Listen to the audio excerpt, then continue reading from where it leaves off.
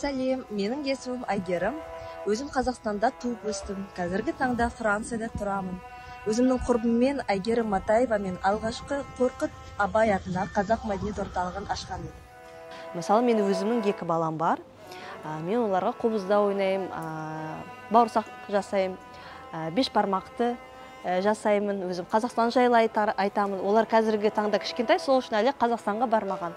Бірақ келешекте әрине Қазақстанды көрсетемін.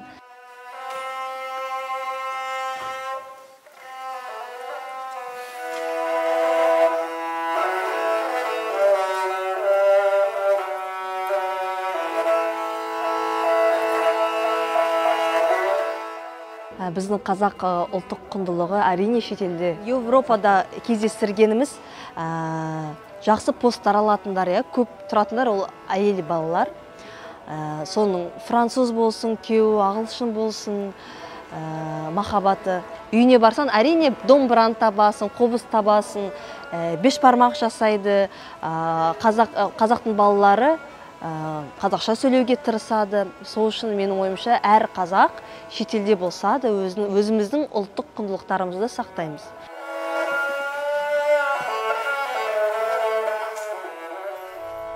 Түрлі тағдыр, түрлі ғұмыр, түрлі өмір.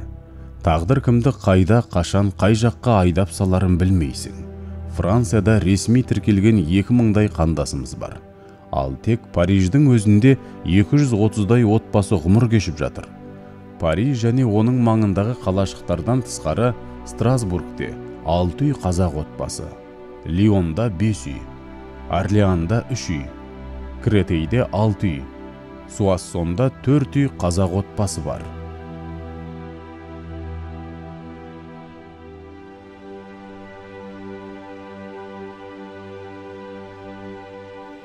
Алайда Франция жеріне қазақ баласы қай ғасырда, қай жылы нақты аяқ басқаны зерттелмеген. 1812 жылы орыс-француз соғысы басталған кезде Ресей империясы үшін орыстармен бірге империя құрамындағы Кавказ халықтарының өкілдері татар, башқұрт, қалмақ секілді орыс емес ұлттардан құралған әскери құрамда қазақтар да Наполеонға қарсы соғысқа қатысқан. Тарихи деректер сол кезде Қазақстанның әкімшілік аумақтық бір бөлігі Орынбор губерниясында 40 атты әскер полкының құрылғанын айтады. Қазақ сарбаздары Ресей үшін қанды майданда бастарын бәйгеге тігіп, орыс шекарасынан Франция жеріне дейін барып соғысыпты. Орыс тарихында атақты Бородино шайқасы деп аталатын қан майданда көрсеткен ерлік үшін қазақ сарбаздары Майлыбаев пен Қарынбай Шындәулетов күміс медаль және көгілдір ленталы медальмен марапатталса, 1814 жылғы наурыздың 19 күні император 1 Александрдың бұйрығымен құрметті жеңімпаздар ретінде Парижге кірген әскерилер арасында қазақ сарбаздары Әмен Байбатыров пен Орынбай Жанжігітов те болған. Қазақстан Республикасының орталық архивінде Мұхаммед Әбдірахманов деген ақмолалық қазақтың 1814 жылы Парижді алған үшін медальмен марапатталғаны жайлы тарихи құжат бар. Франция десе, алдымен Мұстафа Шоқай еске түседі.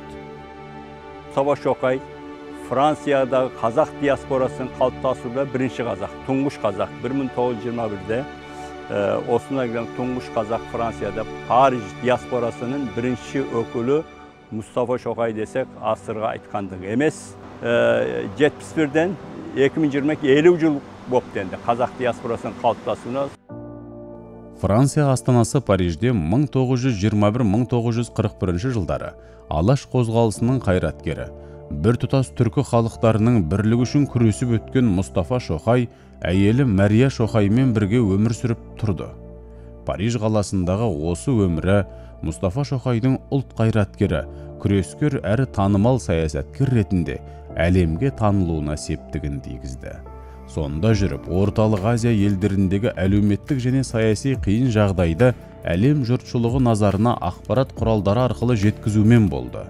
Мұстафа Шоқай 1941 жылдың соңына дейін Франция астанасында өмір сүрген алғашқы қазақ.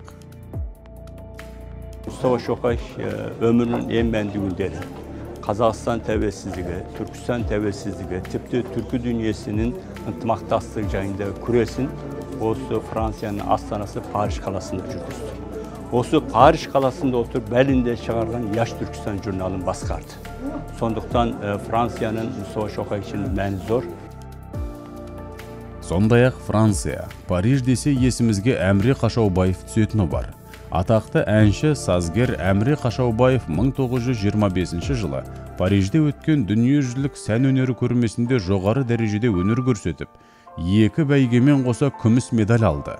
Сол кезде Париж апталығы газетімен Le Musical журналы оның сирек кездесетін талант екенін жазса, Сорбонна университетінің профессоры Перно Әміренің орындаудындағы бірнеше әнді жазып алған. Сол атақты адамдардың салған қара жолын бүгінгі ұрпақтары жалғап келеді. Францияда арнайы ашылған қазақ-түрік қоғамы да бар.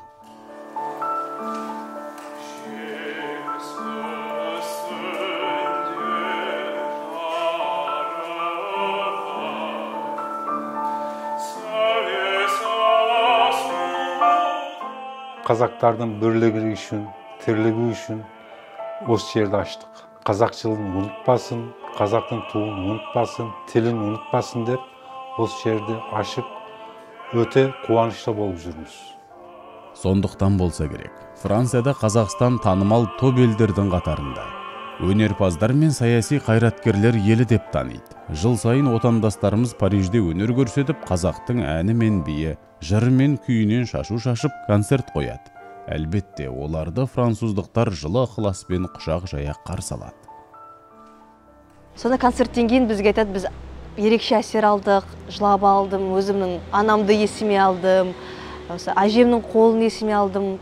Осы өйткені біз сол музыкада, мысалы, Қорқыт болды, Құсни Қорлан, Дударай және тағы басқа өзіміздің әндерімізді алып, попури жасап 45 минуттық концерт спектакль бергенбіз.